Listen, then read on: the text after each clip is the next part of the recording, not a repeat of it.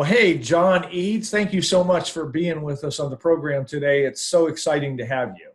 I'm excited to be here, Ralph.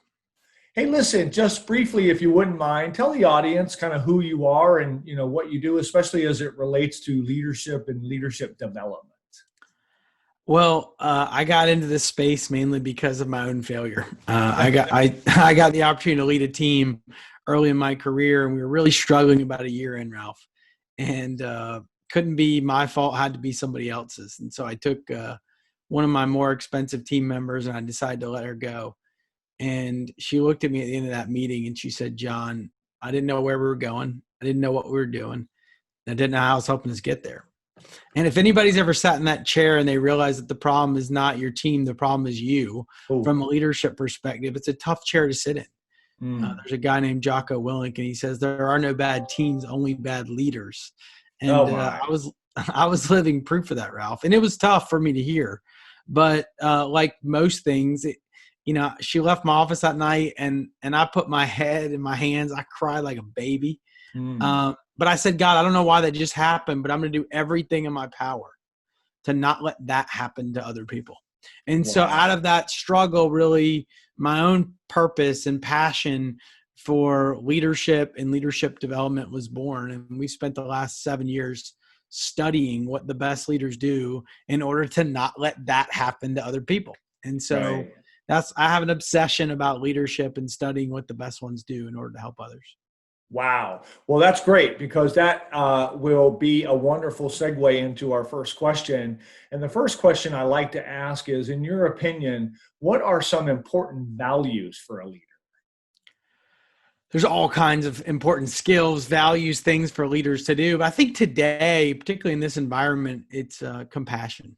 Hmm. Um, really putting other people's needs at the center and then acting differently because of it. If you think of compassion that way, really understanding others and formulating what you do because of that. And in Right. today's world, I don't know of a time that's more challenging for people than right now. And Right. so as a leader, to not only know that you've had some of those challenges, whether it be emotionally, whether it be financially, whether it be just loneliness, working remote, working by yourself, and not everybody has families and people around them. It is not something to underestimate the current situation. So having the compassion for your people right now, it doesn't mean that we don't have to have high standards or we don't need to still perform, but just understanding this is a different time and Mm. having that understanding for people and then changing your behavior because of it. And I think that would be one of the ones that stand out to me right out of the gate, which is being a compassionate leader right now has never been more important than it is right now. Yeah, no, I really appreciate that. One of the words I keep hearing coming up is compassion, and it's linked so closely with empathy. And you talked earlier in the interview about a episode that you went through, with a firing of someone, and there's no better example of empathy or lack of empathy when you go through something like that. And as my audience knows, this is by no means a plug for the book, but I can tell you, I have read it. I was at your launch party, and I know how passionate you are about this subject. So that's why I'm so thrilled to have you here. And one of the more difficult questions I like to ask people, and since you're in development, I think you can handle this, and Mm-hmm. that is, the failure that we hear in leadership so often, and that failure usually becoming an opportunity or a catalyst for something that allows that leader to then grow and help other leaders. And you certainly gave a wonderful illustration of that earlier. But can you help contrast, some failures or what leaders go through in learning versus what they go through in succeeding, and maybe give the audience a little bit of an understanding of that? Well, it's always helpful, Ralph, to look at what bad leaders do because Right. it gives us some semblance of not only what we want to run from or avoid, but more importantly, then you look at the contrast and look at what the best leaders do so we can emulate them. So we can act that way as well. The things that jump out at me just off the top, bad leaders right now, a lot of worry, A lot of blaming others, similar to how I did early in my career. Right. A lot of micromanaging of a situation, or not feeling like their team can do something that they're very capable of doing. Things letting metrics really become your master in some ways. So getting so into the numbers and the details where you just look at that first thing in the morning, and that's the only thing that runs your day is what were the numbers from the day before.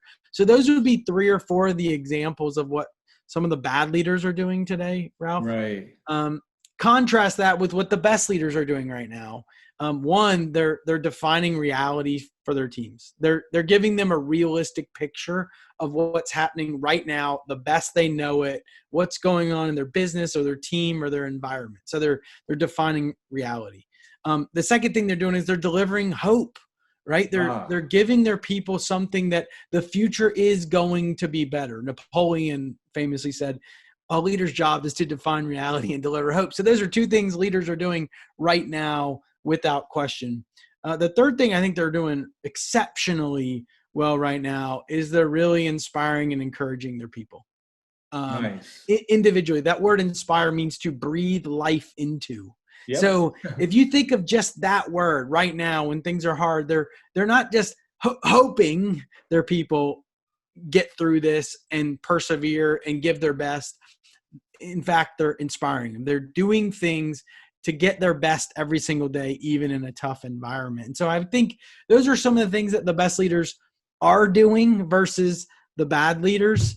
And, you know, at the end of the day, the best part about leadership is that it's a journey and not a destination. Wow. So if you listen to some of those things that the bad leaders are doing, and you think to yourself, man, I'm doing some of those things. I don't want you to beat yourself up.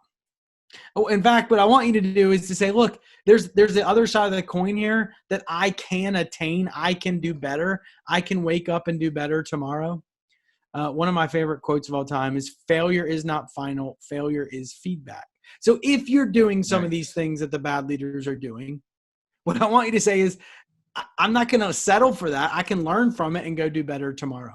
Right. And so that's some of the things that I would want leaders thinking about today, is to say, I'm not going to settle for what I've been doing. I'm going to think about what I'm going to do moving forward.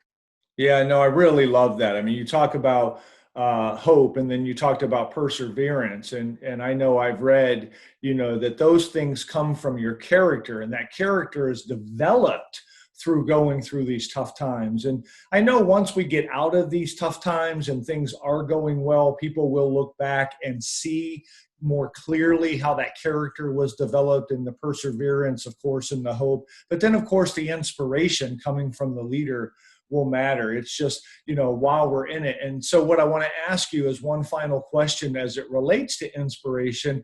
Where do you get your inspiration from? Like, what or who inspires you?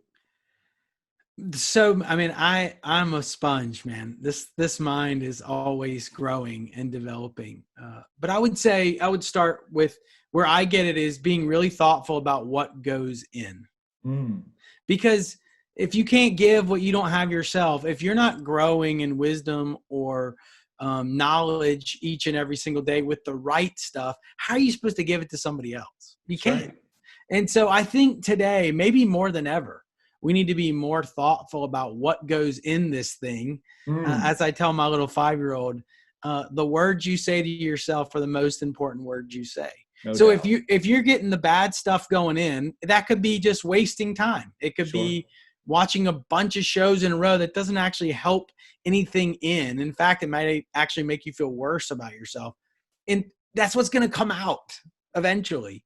And so I think what inspires me right now is putting good stuff in, and that could be surrounding myself around the right people right now, really critical.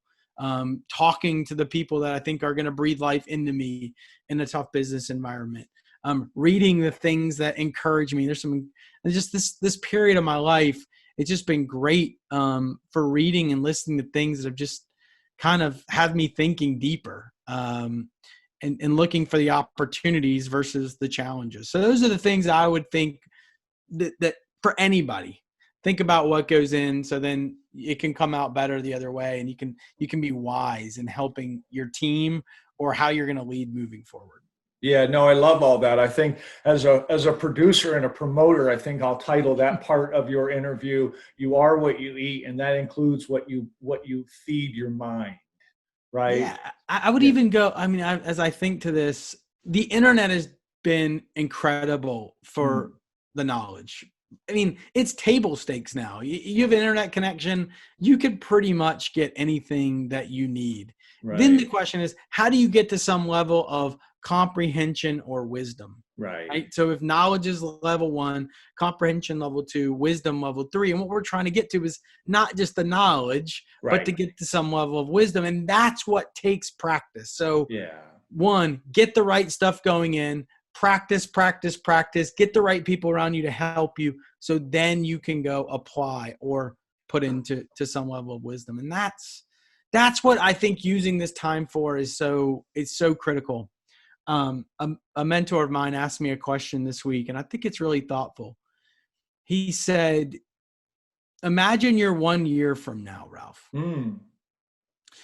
What is your future self 1 year from now going to thank you a year ago for doing now? Right. Just that, if everybody watching or listening just ask themselves that question, what are you going to do now that your same self a year from now is going to thank you for? Do you have an answer?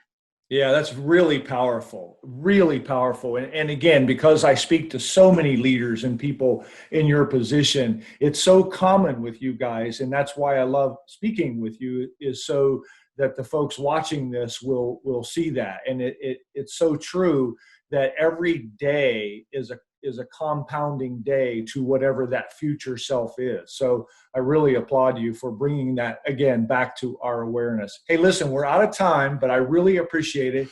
Thank you so much for being a part of this. It's really, really fun, but also impactful to have spoken with you and hear what you have to say. You're more than welcome, Ralph. Keep it up.